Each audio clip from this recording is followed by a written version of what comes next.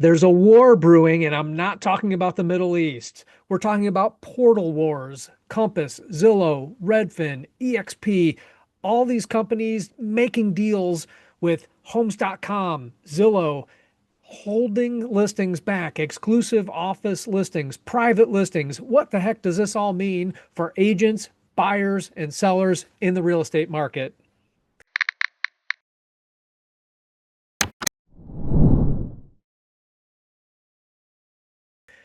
Hey everybody, Mike Ferrante here with LPT Realty and the Mike team. And today I'm going to hash all of this out in about 10 to 15 minutes. Give you some high level stuff because frankly, we don't really know what is going to happen long term. All I can tell you is that right now there's this huge fight over where listings should appear first. Who gets to see them?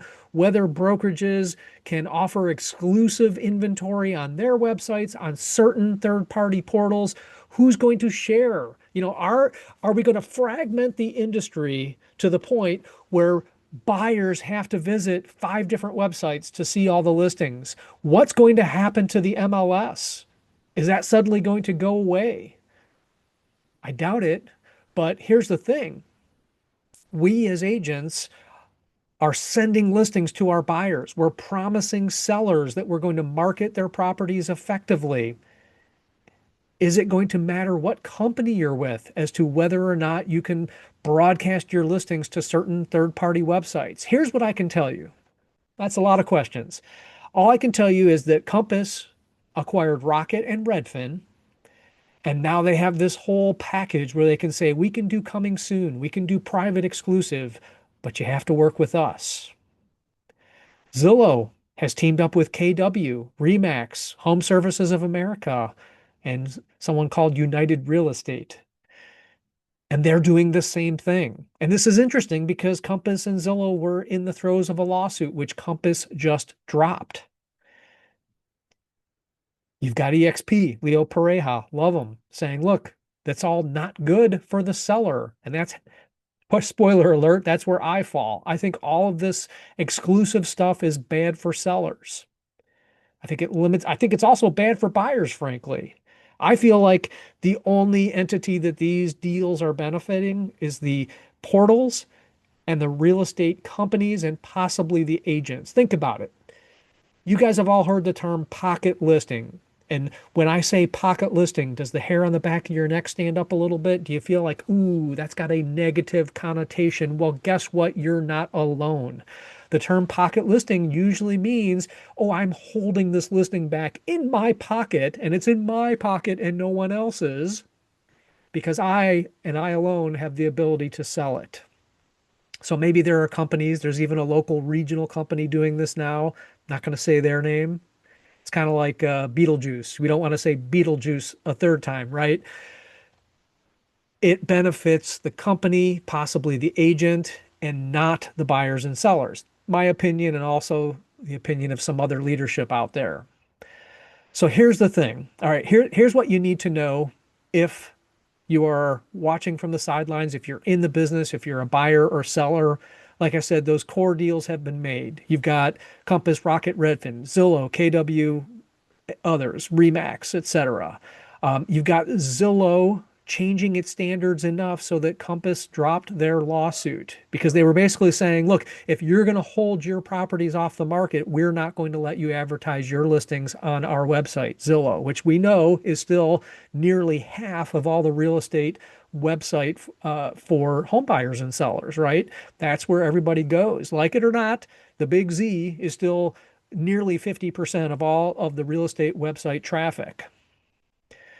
So here's what you need to know. First of all, there's going to be all these different models. And if you still happen to be a realtor and still involved with NAR, clear cooperation has not gone away. So that's the 24-hour rule, essentially. If you start advertising a property today, it must be in the MLS tomorrow. Now, there's caveats to this. You've got your private, semi-private broker strategy, where the broker says sellers deserve flexibility. We want a soft launch privacy, pricing control, a test phase. That's where the seller signs something and says, I don't want it out there in the world. I'm opting out of the MLS for X amount of time. So you have to ask yourself as a seller, is there a reason why that benefits you? Is there a reason why I don't want all of the buyers to see my property? And if your agent is offering this to you, ask why. Ask this question, how does it benefit me? Okay. So there's another model where it's just, hey, let's put it out there. Everybody should be able to see it all at once. Hidden inventory hurts fairness, competition, and seller outcomes. That's the other side of this coin, where you have either, hey, we deserve options, we deserve to have this semi-private, private launch, maybe limited marketing for a while, or hey, should everybody have access to all listings all the time? Now, that part, I think it's worth a conversation, but I think asking the question of your agent if you're a seller and if you're a buyer, understanding that you may not be aware of all the inventory that is out there. Okay, so there's a couple different things that I want to define. There's office exclusive. That's where it's not disseminated publicly. Only that office, that company has the listing. You also have the delayed marketing option where it can go in the MLS, but not for a certain amount of time. There's also some markets where there's coming soon. They still have that in Columbus, Ohio, but not in Cleveland and Akron, Ohio. Coming soon is it's compliant with the MLS. You're being syndicated everywhere. And I think it's 2 weeks in Columbus. It used to be 2 weeks in the Cleveland market where you're in the MLS, you're on all the third-party websites, but you could not start showing. It's a pre-marketing phase that's called coming soon. It's a status in the MLS, and it's more in line with the market all properties to everyone concept, but it's giving you time to do some pre-marketing, testing the market, building up demand, but you're marketing your property to buyers who are waiting for new inventory to hit. By the way, I love coming soon. When they got rid of it, I fought to keep it, and our MLS decided not to. Okay, so coming soon. Why is it gone, Mike? You ask? They were getting a lot of complaints, they being the MLS. Buyers were saying, well, that property sold before I got a chance to see it. We think that that agent let people in the property before they were supposed to. So they were getting those types of complaints from agents, buyers agents, from buyers. And so they just decided, look, not worth the hassle. We're not going to offer that anymore. So you have to ask your local MLS, ask your agent if coming soon is offered, because I think it's the best of both worlds, frankly. You don't have to go office exclusive. You can show your house to everybody, but hey, you're still out there, but you have time to build up some demand. Okay, so what does it mean for agents? If you're a listing agent, for example, you have to know what the rules are, know what your company offers, and be able to explain it to the sellers. Okay, I feel if you can't explain it to the sellers and you're just doing it for your own self-interest, shame on you.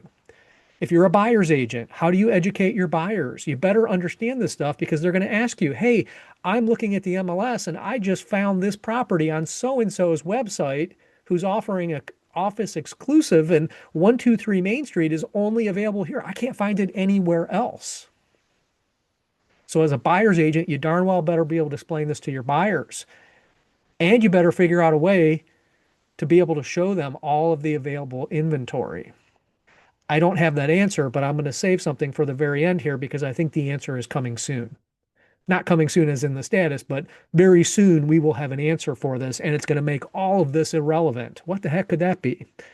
Okay, as a buyer, you have to know you might have to search multiple portals now, that your MLS search may not be enough. Okay, your answer is coming. I'm going to tell you here in a second. And as a seller, know the right questions to ask.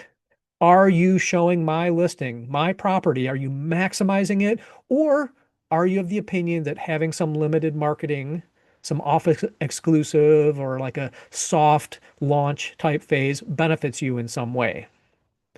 All right. So what does all this mean and what do I think is coming? AI. You've been hearing about it. You're going to start to see AI improving itself to the point or maybe Zillow even doesn't matter. You're going to see people going into Chat GPT, Claude, Perplexity, and saying, find me properties for sale with 3 bedrooms, 2 baths, 2-car garage in Rocky River, Ohio, or in these 3 cities in this price range. And it's not going to matter whether it's on this party's website or that company's, but not on this company's. If it's on Zillow, not on, it doesn't matter because what does AI do for you? It searches everywhere. It does it for you. So I'm here to tell you my opinion is that this stuff won't matter in 12 months or less.